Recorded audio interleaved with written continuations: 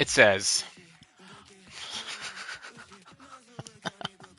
okay, what's my most toxic trait that I can admit to? Where do I think it stems from? Okay. Not the laugh, right? Okay. So, what's my most toxic trait that I can admit to? Where do I think it stems from? I want to preface this by saying I am working so hard on this, like through therapy and just like my own work, and really trying to undo this. But it is a long, it's a long road. I am so ready to cut people out of my life immediately when I feel like they have done something um, like offensive to me, or they've excluded me, or if they've been rude to me, or if I felt I've been like made to be like the butt of a joke, even if it was like them in jest. Um, and I get so immediately defensive if I feel like someone is making fun of me. And the result of that is I just kind of say to myself, well, if that's how they're going to behave, if they're going to do this, then I don't need them in my life whatsoever. Even if it was never with a malicious intent.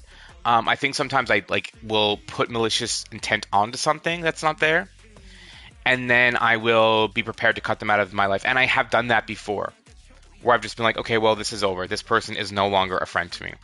Now, where do I think that stems from?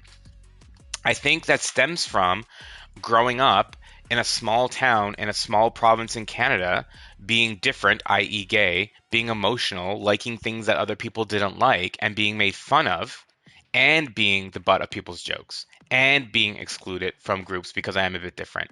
So now I think what's happened over years and years and years of that happening in the formative parts of my life, the result was, I think, as a defense mechanism, is like, well, you can't cut me out if I decide to leave first. And that's where I think that comes from.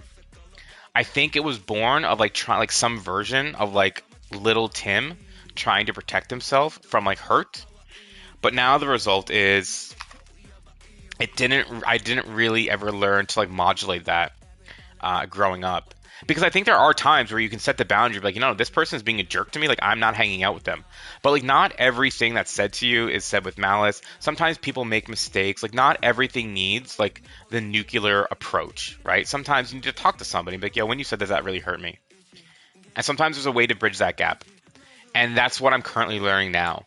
That if I feel upset at something by the action that someone did or something that someone said, depending on who it is, maybe the right course of action isn't to blow up the relationship entirely. Maybe there's an opportunity here to talk.